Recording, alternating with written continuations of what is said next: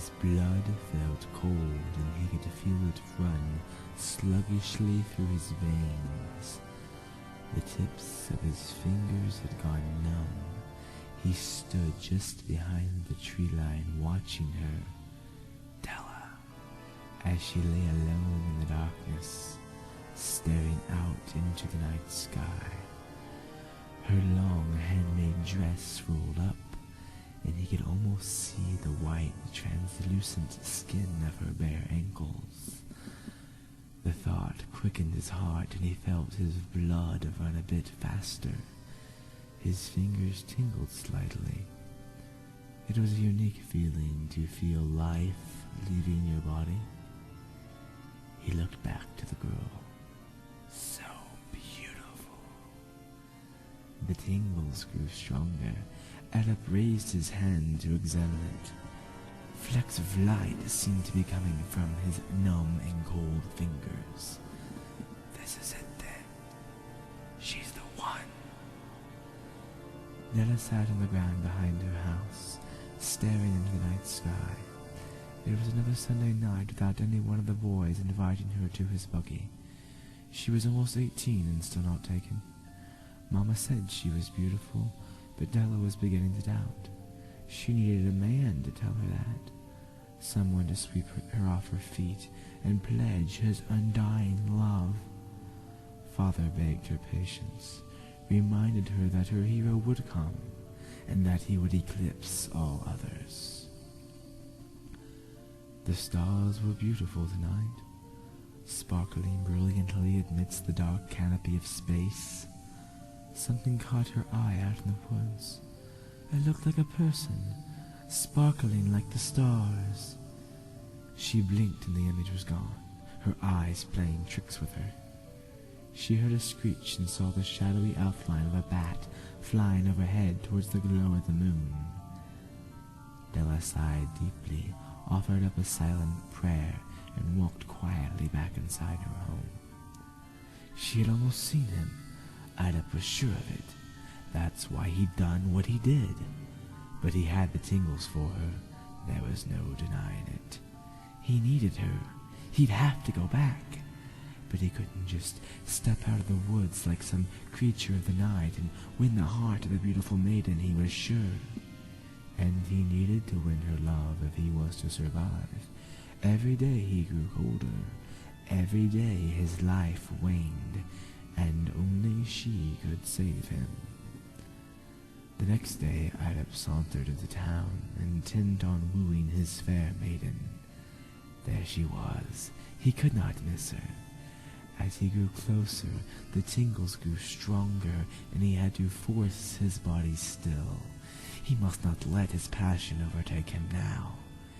He slowed his pace and passed her, making sure she caught his eye. He grinned slightly as he passed, smooth and seductive. He forced himself to ignore the passion within him and move onward. He had piqued her curiosity. She was interested, he could tell. It would be as it was supposed to be. Perhaps she would be the one to ravage him. Della could not take her eyes off the strange man who walked toward her. Strangers were rare in these parts, and strangers with black, skin-tight jeans that contrasted with pasty white skin even more so. She looked him in the eye as he passed, and she was sure she saw the wisdom of the ages in his eyes. Surely this man knew how to love a woman. What was she thinking? He was a stranger and nothing more. Erip stared into Della's bedroom window and watched her restless sleep through the pane of glass. Tomorrow he would speak with this vision of beauty that would bring him life anew. The tingles were almost unbearable now. Della tossed and turned that night, her dreams haunting her. She was running like a bat out of hell from what she did not know, just running. Always running. Then she stumbled into his arms. She did not have to ask who he was, the stranger in the street. that mysterious man in black. She looked up at him. Their eyes met. And then she awoke, sweat-soaked amidst the twisted sheets. The next evening, Della wandered into the village in search of her mysterious stranger. He would be here, she was sure. Her dream, her gut instinct, her love demanded it. She heard a voice low and breathy behind her. "I've been watching you." She should have been startled, but she knew exactly who this was. He continued, his dark eyes piercing directly into her. It was as if he was reading her soul. "My name is Mav, Erip Mav, and you must be the most beautiful woman in all of Amish country."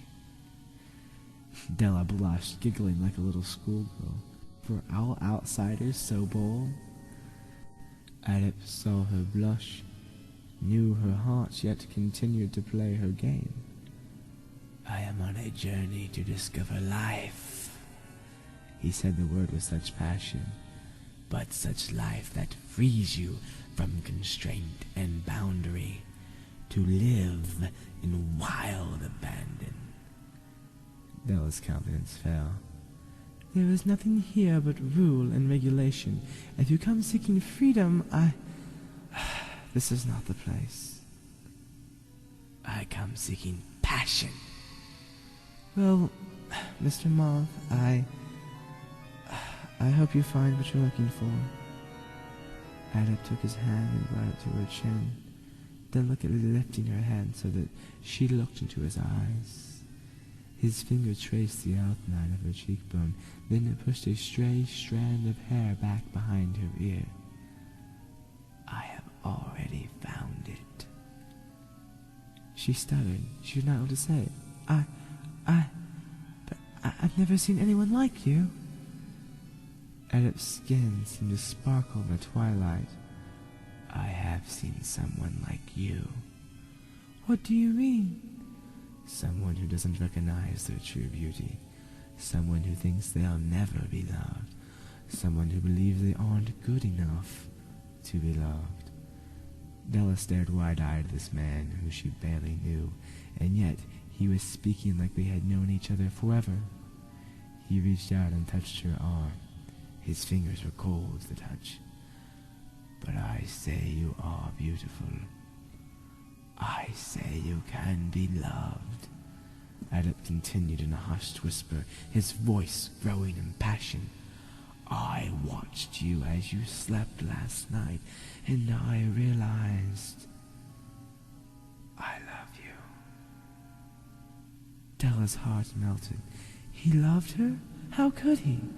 But she looked into his eyes and knew he'd spoken the truth. She fell into his arms and held him tight. The fantasies of her dream confirmed. The agonizing howl of the wolf shattered the silence shared betwixt the lovers. The startling sound caused Della to jump, and Erip lost his balance and tumbled backward, pulling Della along with him. They lay side by side, the darkness of the new moon masking their scandalous behavior, though Erip's skin seemed to grow brighter as their passion grew, until he sparkled like the midnight sun. Della's dress had rolled up, revealing her leg to mid-shin. She did not notice until Erip gently caressed her calf. She gasped. How could something so wrong feel so right? She bit her lip to keep from crying out. Blood trickled from her mouth. Erip traced the Achilles tendon lightly with one finger. This was it. The tingles ravaged his body, making the sensation absolutely unbearable and uncontrollable. I have won your heart. Now give me your blood. He bit deeply into her posterior tibial artery, and warmth flooded his soul. Della never even cried out. It was over before she knew it had begun. Erip left her cold and lifeless body lying as it was.